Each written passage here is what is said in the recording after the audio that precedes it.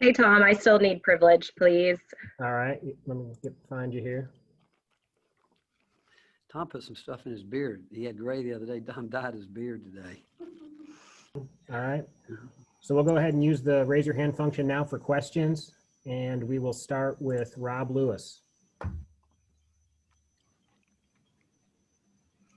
Coach, just, how far behind do you feel like you guys are with missing those 4 games and the practice time? Rob, I don't know that question. I mean, are we behind? I think we're behind because, like I said earlier, talking to people, we've actually had a chance to go up and down the floor 3 times in 2 weeks leading into this game tomorrow.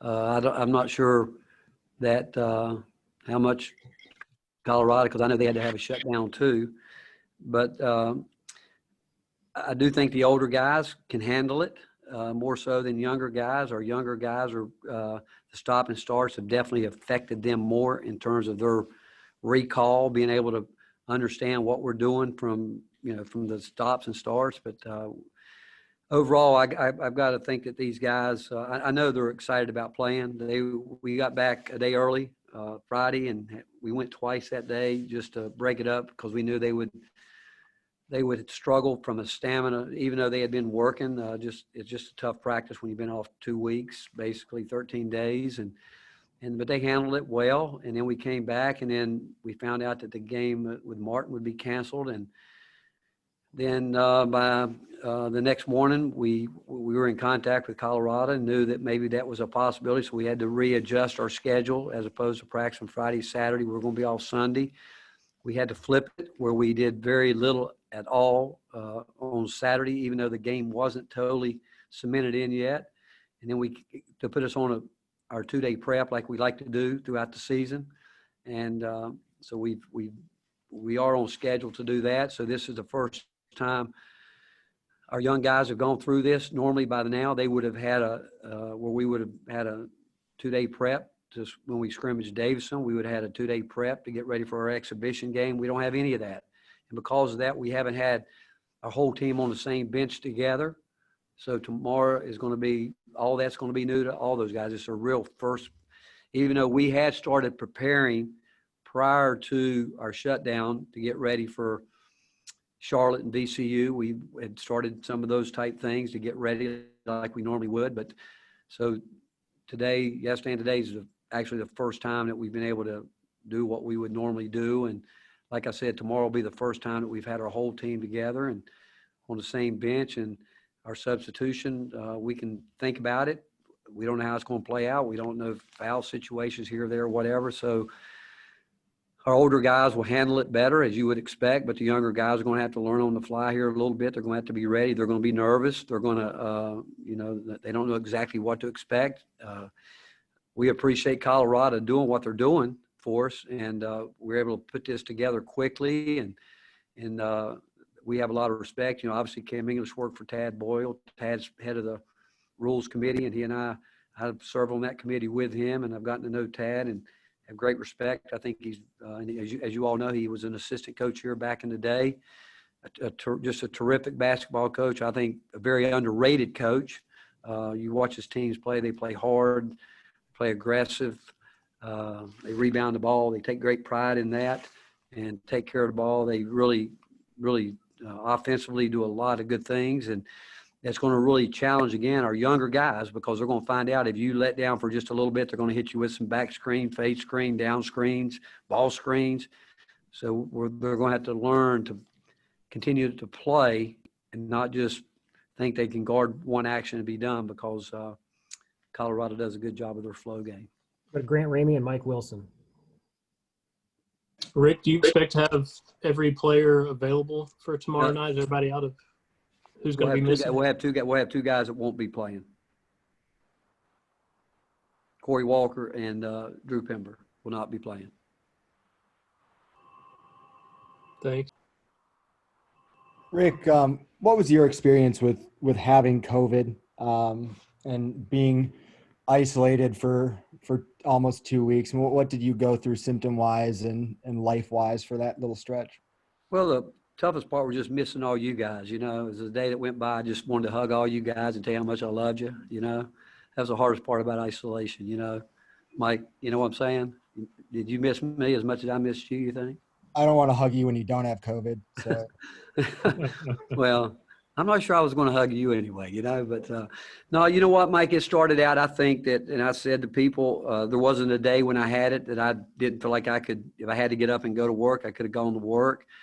I thought it progressively got worse for me around the 6th, 7th, and 8th day. And to be quite honest with you, I'm really thankful for Tom Izzo. Tom had reached out to me early, and when I thought, you know, when I get sick, you know, I expect to start getting better each day. And I thought I was cruising along there pretty good. And, you know, like I said, the 6th, 7th, 8th day, and he told me that. He gave me full warning. You know, he had texted me almost every day, you know, and said, just don't let it, don't be surprised when this stuff happens. And I would tell you, it probably took me 12 days to where I felt really good, you know, and I don't think at any point in time I lost my sense of smell or taste or any of that, but I did lose my appetite that 6th, 7th, 8th day. And again, I can't tell you guys how much I appreciate Dr. Klink and Chad Newman and what they've done for our athletic department and our universities through this. I mean, it hit us, you know, it got in, once it got in here, you know, the players had dealt with it, obviously, more so than we have, but once it hit the staff, it hit us pretty hard. And, but the isolation part was, you know, you're there. It's what it is. It's isolated where you're by yourself. And that's what was surprising. I thought on that 6th, 7th, and 8th day, I felt like maybe I was more lethargic, a little bit more, whatever the word is, because I was bored. I'm not used to, you know, not doing things for, you know, 5, 6 days without doing something out and about and doing it. But I obviously took it very serious. I wasn't going to leave my house. I was going to stay isolated, and actually got tired of watching Gunsmoke and you know, SVU, that stuff, and but it just starts, you know, where you just want to get out, but you know you can't, and because you're going to make sure you protect everybody. And I know there's people that have gone through much tougher situations than that, but again, I can't think. I had so many people reach out and help, and had a lot of people that really, it made me realize how blessed I was. I've had so many wonderful people in my life that reached out, that where God's put in my life, and people that were there that if I needed something, they were there. And we were fortunate. My wife had already left for Texas to see her grandkids, so she didn't have to deal with me, which she would probably take was a great blessing in disguise. And at no point in time did Tom Satkoviak offer to come over and see how I was doing. So it goes back. Some people are very self-centered when it gets down to things are up against the wall, but I still love Tom. That means a lot. We'll go to Justin Guerrero and Nicholas Hill. Hey, Coach. Justin Guerrero here covering Colorado for Rivals.com. I had a chance to talk to Tad Boyle this morning, and he said that this game Tuesday is actually going to be the start of what will be a 3-game series. Next year, you guys will come out to Boulder, and the year after that, there'll be a game between you guys in Nashville. Just what do you like in the Colorado Buffaloes, just as a team to be this kind of non-conference partner for the next couple of years? And how did you guys kind of come to the mutual decision to make this a 3-game series? Well, when you look at it, we were in the same situation a little bit with Notre Dame. You know, when we had to go up there to play, we were going to play Gonzaga, then we were going to drive over and play Notre Dame. And so obviously we were going to go play Notre Dame on a year where they would probably have, 2,000 fans in the stands. And a year later, they were going to return the game where we hope by then we're going to have 21,000 people in the stands. And so we're going to work out some kind of compensation because it wouldn't be fair for that way. So with Colorado, once we started talking I think anytime you got a chance to play a quality program with a coach that's as upstanding and runs as clean a good a program as there is in the country, you want to be involved with them. And like I said, I'm on a committee where Tad chairs that committee, and I've got great respect for him. We've got great respect for the way he does things. Kim English worked for him. Kim knows everybody in the program. And as I've gotten to know Tad, I mean, there's not a finer, and he's a terrific basketball coach. I think very much underrated, and does a great job. But once we start doing it again, here they're going to come in here tomorrow night. Hopefully, they're getting in today. And I think we got, 3,500 people, I think, in the stands a year. I know when we go out there next year, it's going to be sold out. And so instead of exchanging money, we decided we'd make a neutral game out of it and go to Nashville, because we do want to have a presence in Nashville, and Nashville will, I think, receive it. And so we'll be able to get a great crowd there and offset some of our costs this year, obviously. But the fact is, we appreciate Tad and Colorado, their athletic director, their department. They work diligently to try to get it together as quickly as good to make it fair for everybody. And I think it'll be good. Tad's done a great job. I mean, he's led them into where they're really one of the favorites every year. It's going to be in the Pac-12, and he's just done a great job bringing that program back. I remember it from when I was in the Big 12, when they were in the Big 12, and but he's got it going at a level that is really terrific, and it's really a compliment to he and his staff. I'm just kind of curious, you guys have had, I believe, 4 or 5 different teams now that you thought were going to be your season opener, and then having Colorado, come in on such short notice like this. Does this help you later on in the season potentially for a tournament preparation, considering that in those scenarios you're only given a couple of days to prepare for those teams in a much higher pressure situation? Well, you're right about that. We had started preparing for Charlotte, VCU back before we got shut down. And then coming out of that, we only had one day where we really did not do any preparation for Martin at all, and then not knowing what we were going to do this week, we didn't do anything Saturday preparation for Colorado, because we weren't at the fact yet that we knew the game was actually going to go. And even while we were working on that game, we were in contact with 2 or 3 other schools that we possibly would have to get on the road and go play on a Wednesday, which we were at this point in time, we were prepared to do whatever we had to do to get our season going. And but in terms of actual preparing, we've had to start and stop, and but we were able to get a 2-day prep in like we would normally like to do for an opponent. And but the difference is, you don't want it to be your first game, especially against a team as good as Colorado, where they've got one of the best guards in the country, and a post player that's just a tough, hard-nosed guy that's physical. And it's going to be the first time that our young guys and even newcomers are going to. They've gone through a 2-day prep. Everything's new to them, and so tomorrow will be the first time that we have everybody sitting on the same bench together. Where now it's here. It's going to be real. You would have liked to have been able to at least do that through a scrimmage that we normally have with Davidson and an exhibition game that we have, but it's not. And I mean, we're opening up this week here at home with Colorado. Then we have Cincinnati, and it is what it is. We're going to have to. We're just glad to be playing, to be honest with you. And I think our guys would tell you that they're excited. I think you'll see them being a little skittish early, excited going. I like to think our older guys will be able to handle it. I think Colorado's played 2 games, but they had to shut it down a little bit. But they do have 2 games under their belt where we have none right now. But we just need to get going here, and our guys are excited about it. Teresa and then Madison. Rick, you mentioned a little bit, teams that have a lot of veterans may be able to, deal with not having exhibitions or diving straight into a schedule with all the cancellations that have happened. Yeah, I mean, I like to think so. I like to think that our older guys know what, they're out there. They've been able to handle the stop and starts better than the younger guys, which you would expect. The older guys don't still know it, even though they came in the gym and they did the work they were supposed to do. It's the team concept where you can just tell it takes the younger guys quicker. When we call something that the older guys can just pick up and go with, younger guys are looking around at what was that, where that's where we, again, have to have a little bit different package when some of those younger guys are in the game, obviously, to start with. But the older guys, they should know. They should be able to handle it. I've said before, old guys can take all you can give them. They don't probably need it, but the younger guys need all you can give them, but they can't take it.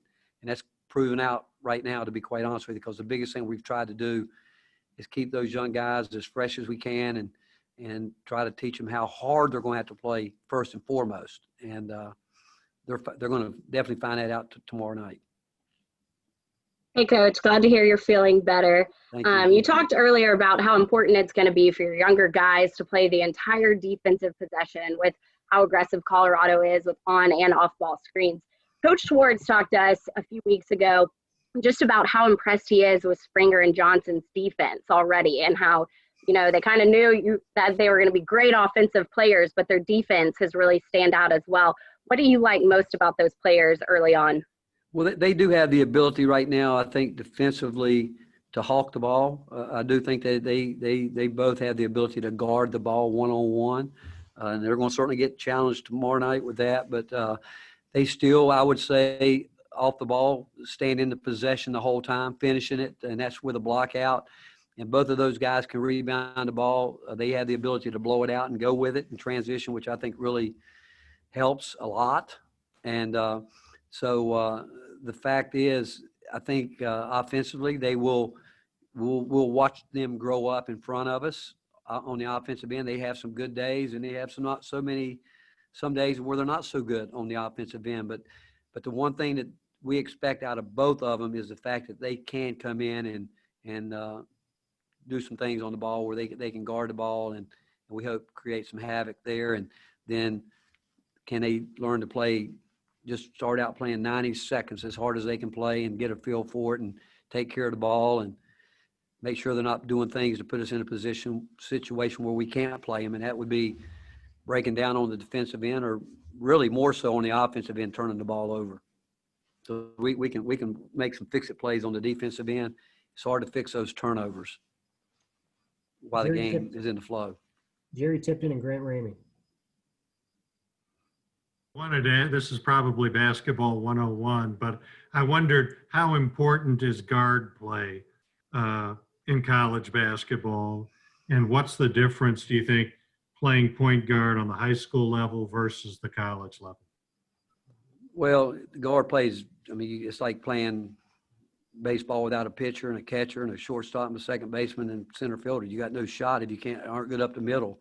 Same thing in football. If you don't have a quarterback, it's hard. You got to have guys that they know what they're doing, but they also can break out and make plays when they have to, and they know when to do that. So you've got to have guard play, and what the difference is, you're going to compete every night against guys that can play. Sometimes in high school, you're going to play against teams that just physically can't match up. That doesn't happen as much. And in our system, especially, we put a lot of pressure on our point guard. We expect him to do a lot of reading. We expect him to get the ball where we want him to get it. We expect him to attack space on the floor to where we want to get the ball to start with knowing that everybody in the arena that's watching him, those 5 defenders are trying to help him, stop him from doing that. And then it's important that those other guys get where they need to go so he can do his job. So it's not just the guard play, it's everybody doing what they need to do to be where they're supposed to be, where they can help each other all the time. But it's really, really hard. You're never going to look like you well coached if you don't have good guard play. I don't care how hard you work. It's the same in football. You can run great things, and if you don't have at times, quarterbacks got to make plays. You got to have pitchers that can locate the ball where they need to locate it, and those guys up the middle take away what looks like base hits. And so guard play is really, really important. Thank you. Rick, at this point, do you feel like most of those inside your program have dealt with this virus, and maybe after this initial stoppage, you guys should be good for a while? We're close with everybody, but yet, we still not everybody, but we've dealt with it. Like I said, we've had 3 stop and starts. We've had one player miss 52 days because of contact tracing, and with never having it. But there's all different kind of things we've had to deal with it. And I'm going to say it again. I don't think anybody can do any more than what Chad Newman, Mary Carter, and her staff, everybody, what they did to try to, I'm just telling you, I don't know what I could have done differently. I can tell you, I don't know. I really don't. Because even the closer we got to the season, we were very, very conscientious of what we were doing, and we even locked it down even more so in terms of how it happened. But once it got going, it was no stopping it. And with our staff, especially at the end, even though some players had to deal with it, but we still, not everybody in our programs had it. Wes Rucker and Mike Wilson. Rick, how many guys on this, or the size of the, I guess, the rotation, how many guys right now do you feel comfortable playing, or how many do you think, you could play? And do you remember going into a season with this many options of guys that, a dozen or more guys who could, in theory, be in the rotation?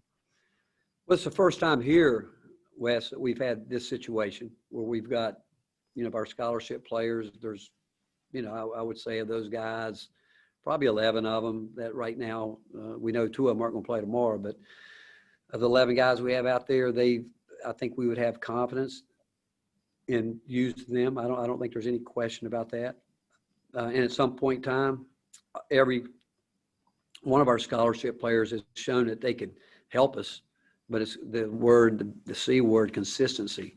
What can we know, what we're going to get every time they go out on the floor, and the execution that we're trying to get done. And but there's not one guy on our team that hasn't improved. We were more ready to play 2 weeks ago than we are today. Yes, there's no doubt we were, because had built it up to where we knew, we felt like we were ready to go. And but then we got shut down for 2 weeks. And go back to what I talked about earlier, I do think the older guys have been able to get going here a little bit quicker than you would expect. But again, we're just excited to play. We really are. And but since I've been here, we haven't had this many guys really but they will determine, Wes, the players are going to determine how many guys we use. I promise you. It's up to them. If everybody does their job, because we tell them, you do your job, we're going to find a way to get you on the court. Rick, what were there things that your players were able to do individually or in small groups while you were shut down on team activities?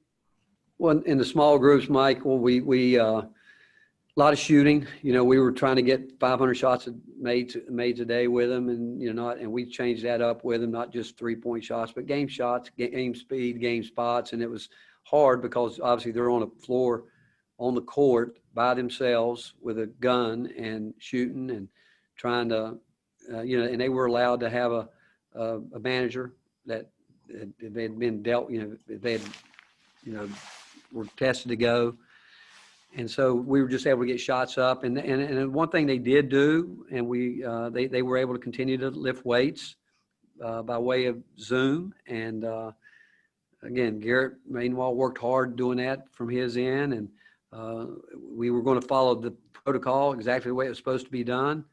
And our guys did that. And that's even though they were getting shots up and they were tired. I mean, don't get me wrong, but it's not the same as 5-on-5 going up and down the floor, getting your timing down, when there's 10 bodies out there cutting, moving, banging here, there. I don't care how much. And again, I will say this to you. They couldn't have done any more on their own. They did. They pushed it as far as they could push it, trying to get better with their each individual skill, not just shooting. They worked on their weaknesses, but and again, as you would expect, the older guys, like one of my first days back, I walked in and Josiah was in the weight room by himself doing a yoga workout on his own. And you had different guys, the older guys, they understand their bodies. They know what they need to do. And that's where the younger guys are still learning how to take care of their bodies. But again, we've got a great group of guys, and we got a very unselfish group of guys. We got a group of guys that are unselfish to a fault at times, but they pull for each other. They want us. If it were up to them, they'd all want everybody to play as much as they could. But again, starting tomorrow, it's going to be the first time we've been on the same bench together, and we're going to see how it goes. Was it always just one player with a manager, or was it able to be? No, we could have 3.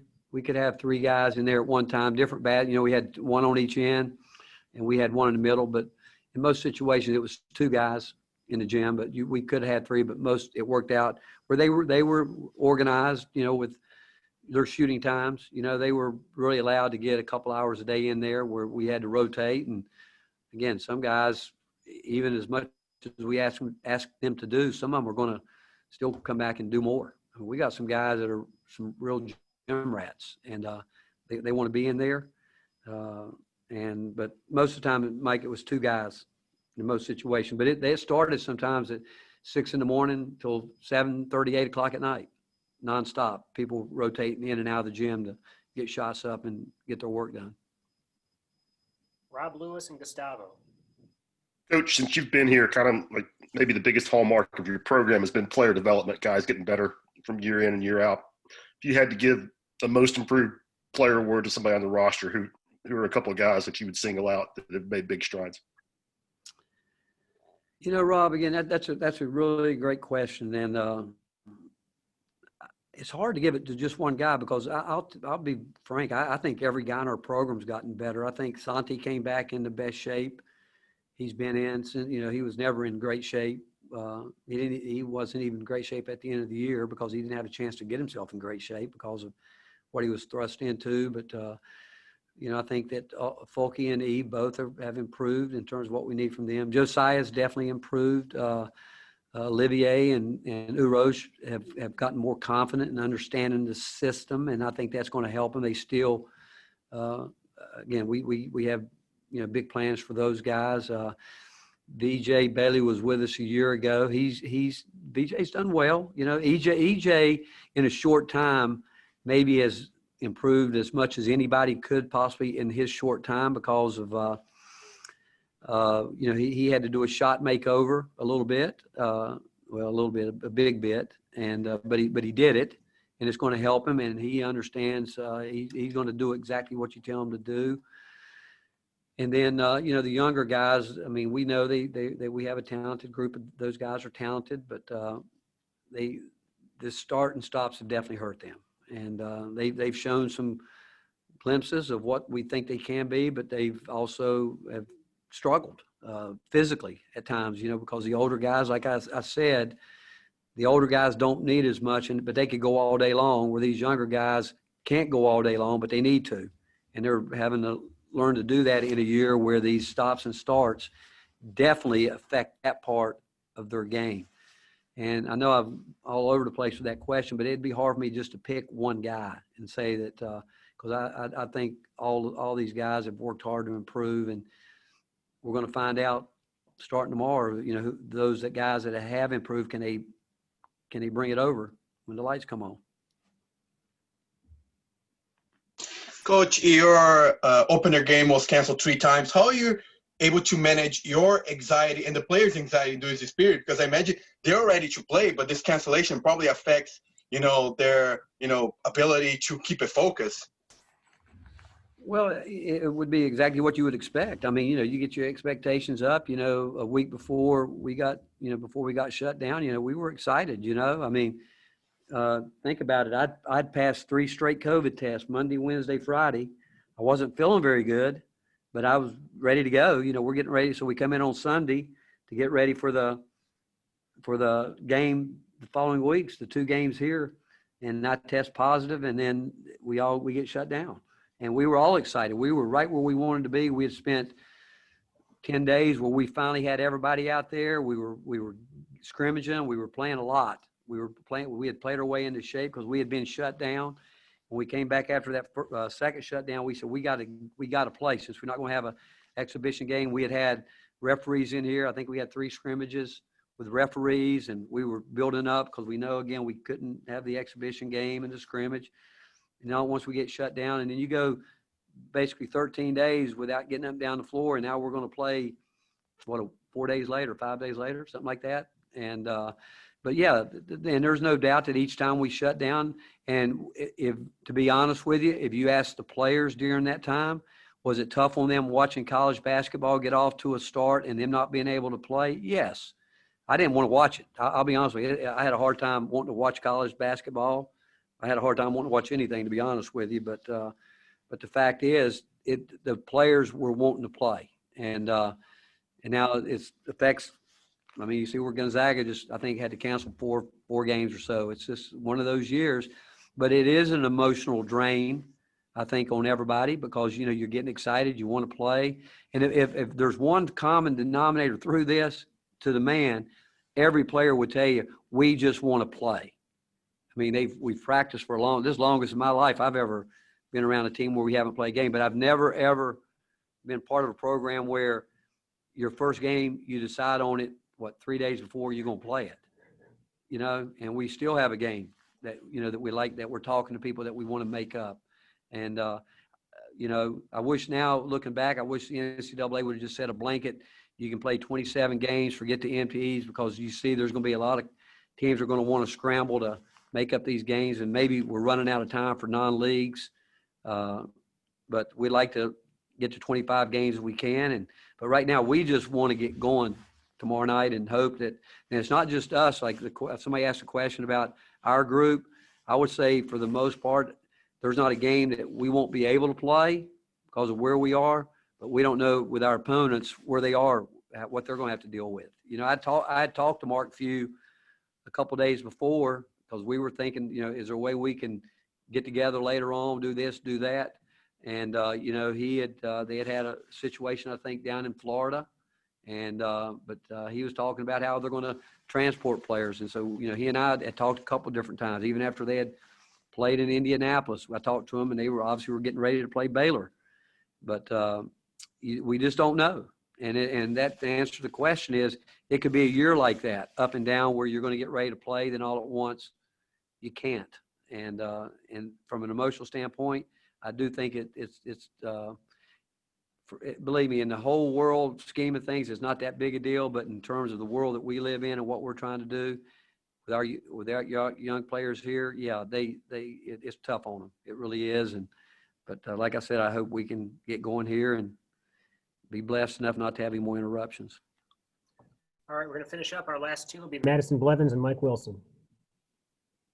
Coach, kind of following what you just said, Fulkerson and Ponce have been thrown into such a unique senior leadership role.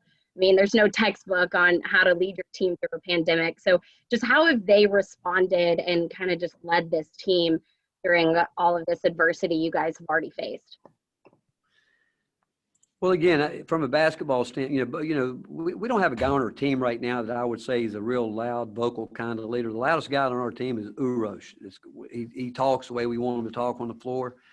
If I had to pick somebody that's led us through this, I'd probably tell you Mary Carter Eggert. I mean, she's the one that has bent over. I mean, you wouldn't believe what she's done to help these guys. You have no idea. I mean, she works 18 hours a day, delivering food here, there, everywhere, even when during this time when we were locked down.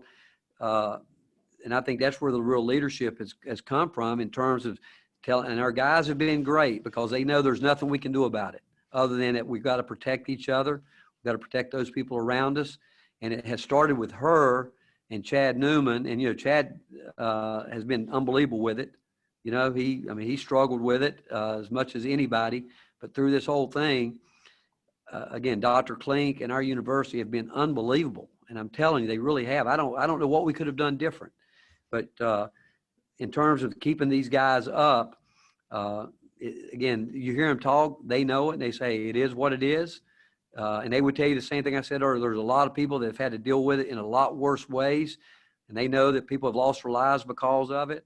And they would tell you that they have taken it very serious. I'm telling you, our guys have taken it really serious, and they still take it serious, because like I said, we're not we still don't have everybody in our program yet where we've had herd immunity or anything. And so we still wear masks in the film room, and we're spread out. We're doing everything by the way we're supposed to.